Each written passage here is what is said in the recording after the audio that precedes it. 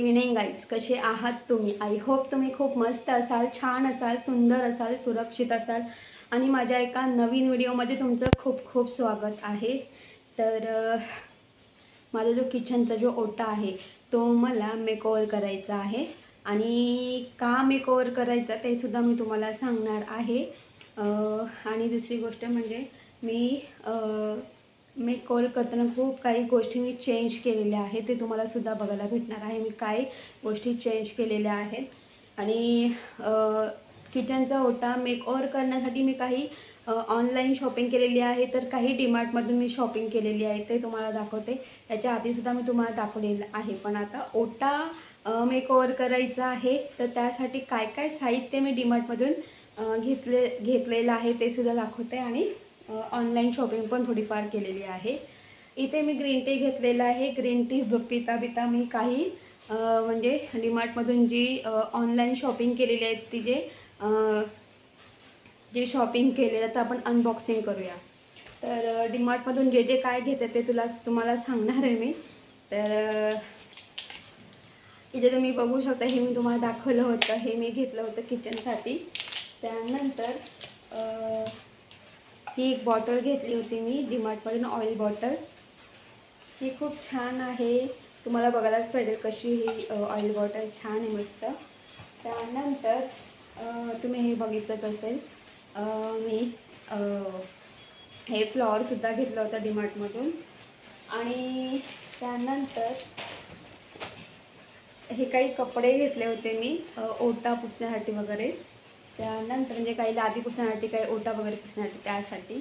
त्यानंतर तुम्ही इकडे बघू शकतात की ही जी बॉटल आहे, तर मी ही डीमार्टमधून अजिबात विकत वगैरे घेतलेली नाही. आपण नेहमी सॉस आणतो, जसं रेड चिली सॉस, विनेगर, त्यानंतर सोया सॉस, त्याची ही बॉटल आहे. तर मी ही बॉटल डिस्कार्ड न करता हिला स्वच्छ क्लीन करून तशीच ठेवलेली आहे. ही बॉटल तुम्ही बघू शकतात. मी तुम्हाला अजून एक गोष्ट सांगितली की शेजवान चटणी जे आपण आणतो डीमार्टमधून, त्याची जी बॉटल आहे ते मी डिस्कार्ड नाही करत, ती तशीच व्यवस्थित क्लीन वगैरे करून तशीच ठेवते. ती काहीतरी म्हणजे चटणी किंवा अजून काही आपण आलं लसूणची पेस्ट वगैरे करतो, तर ती पेस्ट ठेवण्यासाठी त्या बॉटलचा वापर होतो. तर तुम्ही इथे बघू शकतात, मी झाकण ओपन केलेलं आहे. आपल्याला ह्या झाकणाचा काहीच उपयोग नाही आहे, तर ह्या बॉटलचा मी वापर करणार आहे. आणि तुम्ही इथं बघू शकतात, तर या बॉटलमध्ये मी काही फ्लॉवर लावणार आहे, तर ते कसे आणि काय ते तुम्हाला बघायला भेटणार आहे. आणि त्याआधी ही जी बॉटल आहे मी आधी डेकोरेट करून घेणार आहे. अगदी सिंपल अशा पद्धतीने डेकोरेट करून घेणार आहे, ते सुद्धा तुम्हाला पुढे बघायला भेटेल. तर ह्या सगळ्या गोष्टी आहेत. त्यानंतर तुम्ही ते बघू शकतात, मी डीमार्टमधून ही वेल मागवलेली आहे, आर्टिफिशियल आहे ही. मी आता ओपन करते.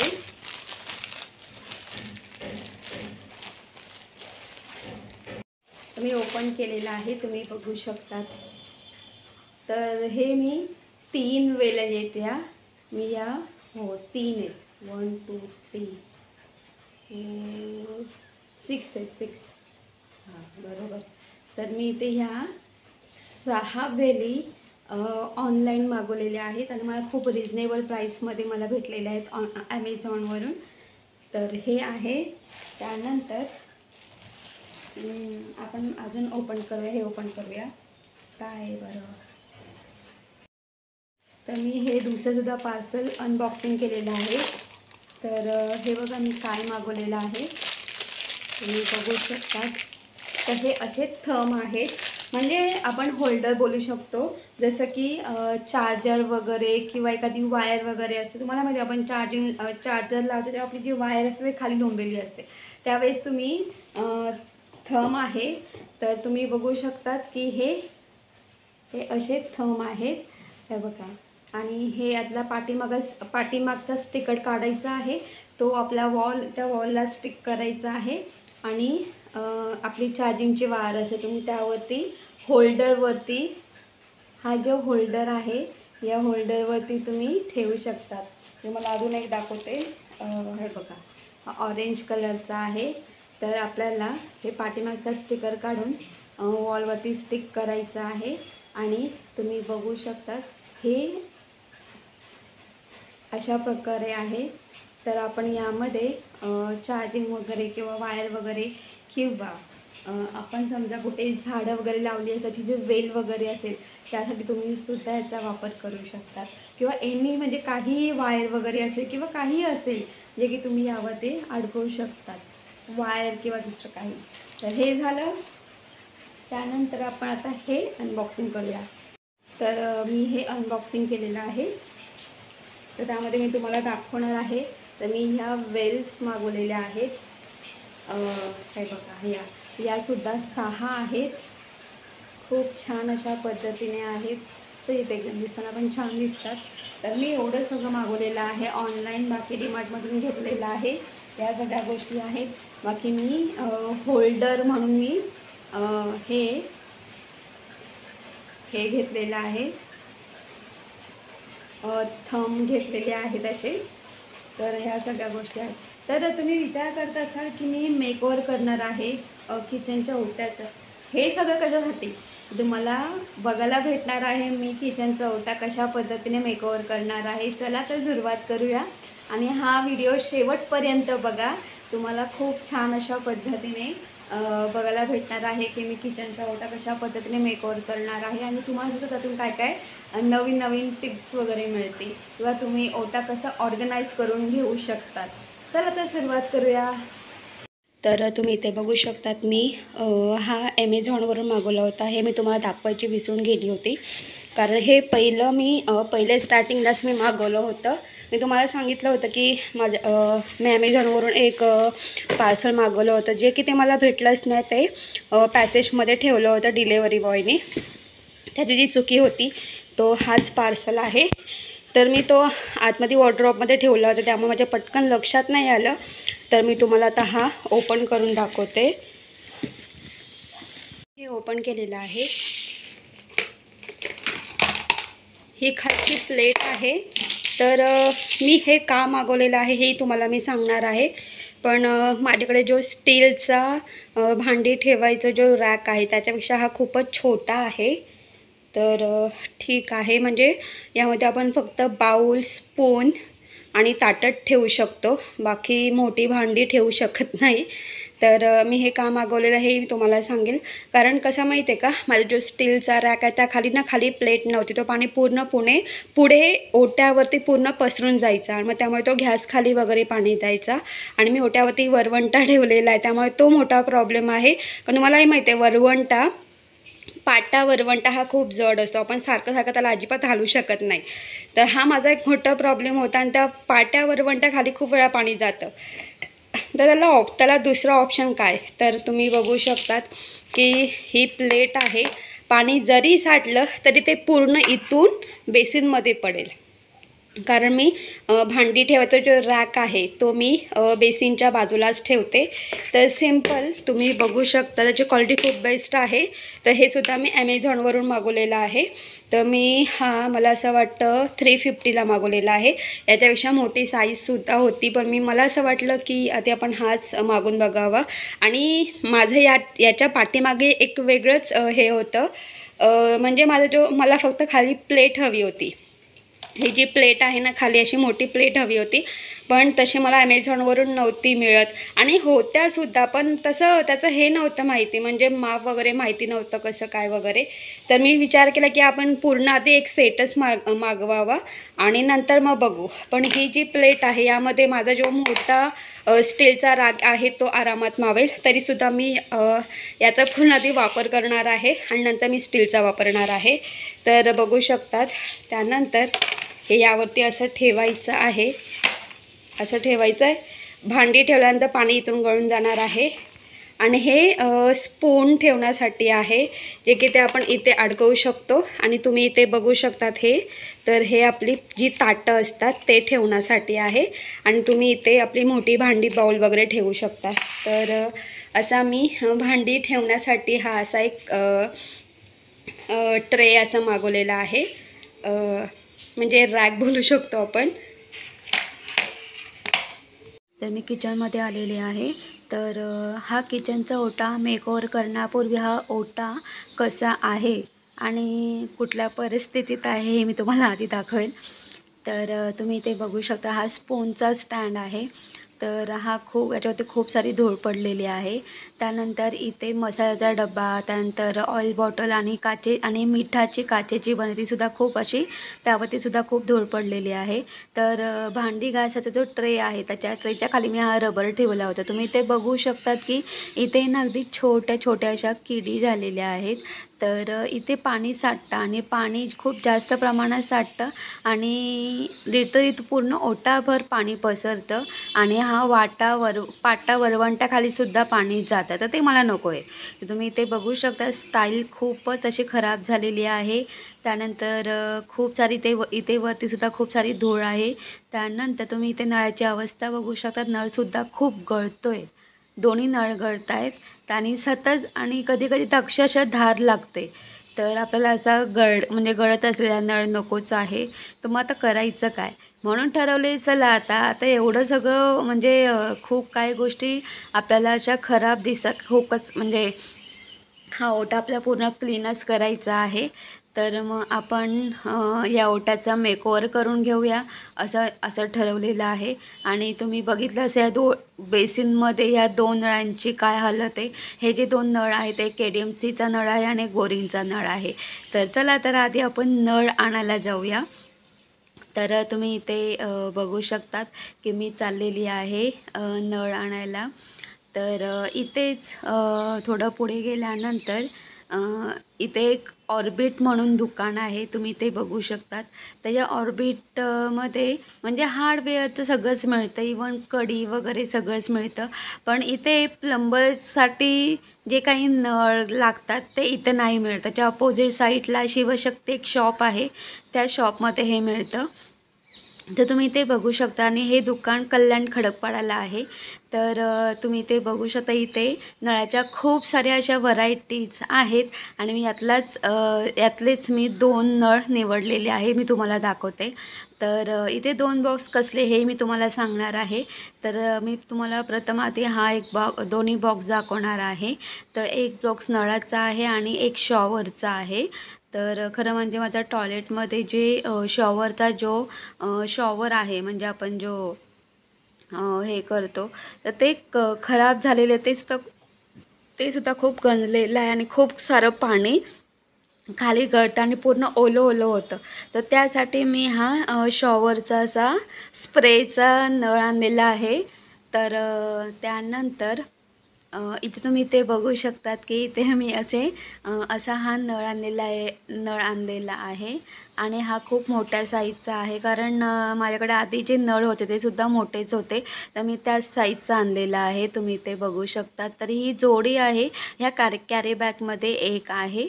तर मी तुम्हाला सांगेल की हा जो नळ आहे तर मला 900ला एक नळ पडलेला आहे.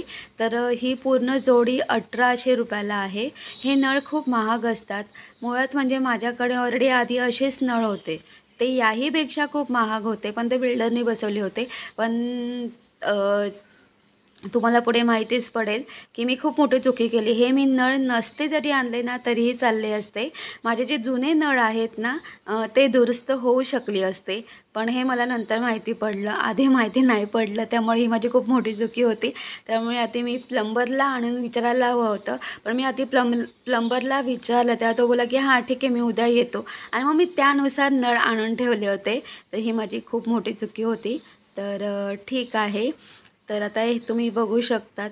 तर आता आपण हे नळ आधी लावून घेऊया आणि मी तुम्हाला अजून एक गोष्ट सांगेल की किचनमध्ये हे मी नळ लावलेले आहेत आणि छान अशा पद्धतीने हे नळ खूप सुंदर छान दिसतात. आणि हे नळ लावण्यापूर्वी ते जो माठ होता तो मी काढलेला होता. कारण कसं ना फिटिंग करताना वगैरे थोडाफार धक्का वगैरे लागला तर तो माठ फुटू शकतो. म्हणून मी तो माठ रिकामा करून तुम्ही बघू शकता मी दुसऱ्या ओट्यावरती ठेवलेला आहे. आणि हे जुने नळ आहेत. तर हे जुने नळ मी डिस्कार्ड न करता तसेच ठेवून देणार आहे. खरं म्हणजे या नळामध्ये छोटे असे जे पार्ट आहेत तर छोटे पार्ट जर बसवले तर हा नळ नसता गळला. हे मला प्लंबरने सांगितलं आणि त्यानेच मला सांगितलं की हे नळ तुम्ही तसेच ठेवून द्या, अजिबात डिस्कार्ड करू नका, तुम्हाला पुढे कामाला येतील. हा एक नळ खूप जड आहे. तर आणि जेव्हा मी आता जे नवीन नळ लावलेत ते जेव्हा खराब होतील त्यानंतर मी हे या जुन्याच नळांचा वापर करणार आहे. आणि हे जे नळ आहेत ना हे खूप कडक आहेत. आणि ठीक आहे, ओके. आता मला काय नव्हतं माहिती, जर मला माहिती असं तर मी हेच नळ दुरुस्त करून घेतले असते. पण सांगण्याचं तात्पर्य एवढंच, या नळामध्ये जे छोटे छोटे पार्ट ते खूप महाग आहेत, ते आणावे लागले असते. पण ठीक आहे, ओके. आता पुढे मागे मी या नळांचाच वापर करणार आहे. जेव्हा ही माझे जे नवीन नळ खराब होतील तेव्हा मी हे जुनेच नळ वापरणार आहे. तर ह्या सगळ्या गोष्टी आहेत. तर हे अशा पद्धतीने आपण छान मस्त नवीन नळ लावून घेतलेले आहेत. तर तुम्ही बघू शकतात की मी हा किचनचा ओटा पूर्ण रिकामा केलेला आहे, कारण मला पूर्णपणे हा ओटा गॅस आणि ओटा पूर्ण घासून घ्यायचा आहे. तर तुम्ही बघू शकतात की तुम्हाला ते गॅस उचलून दाखवते. तर इथे ओट्याखाली खूप कचरा आहे. तुम्ही बघू शकता इथे मध्यंतरी पप्पा यायचे ना तेव्हा थोडाफार इथे चहा सांडला होता वगैरे, खूप सारा कचरासुद्धा आहे इथे. हे सगळं क्लीन करायचं आहे. तर मी गॅस आणि ओटा पटापट घासून क्लीन करून घेते. तर इथे तुम्ही बघू शकता इथे मी साबण घेतलेला आहे. हा रिन साबण आहे. रिन साबणाने एकदम गॅस आणि ओटा छान व्यवस्थित क्लीन होतो. इथे तारेची घासणी आहे.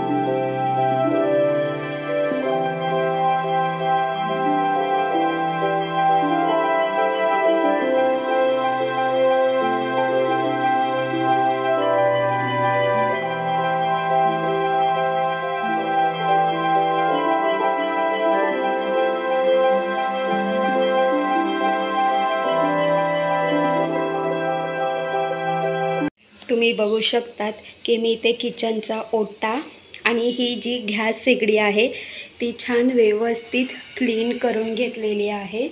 आणि तुम्ही खालीसुद्धा बघू शकतात व्यवस्थित मी ही क्लीन करून घेतलेली आहे. तर तुम्ही इथे बघू शकता. आता आपण आपला हा जो ओटा आहे हा आपण मेक ओव्हर करून घेणार आहोत. तर त्यासाठी मी काही ऑनलाईन शॉपिंग केलेली आहे, काही डीमार्टमधून काही मी खरेदी केलेली आहे आणि त्याचबरोबर काही टाकाऊपासून टिकाऊ असं सुद्धा मी करणार आहे. तर तुम्ही इथे बघू शकतात ही चिली विनेगरची बॉटल आहे. मी चिली विनेगर संपल्यानंतर ही बॉटल डिस्कार्ड न करता हिला छान मस्त क्लीन करून स्वच्छ करून ठेवलेली आहे. तर हिचा मी वापर कशा पद्धतीने करणार आहे तुम्हाला बघायला भेटणारच आहे. त्याचबरोबर मी इथे छोटे असे स्टोन घेतलेले आहेत.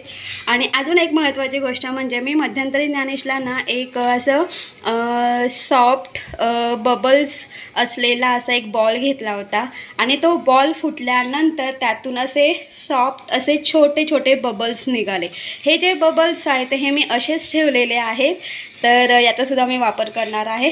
चला तर पटापट आपण हा ओटा मेकओव्हर करून घेऊया.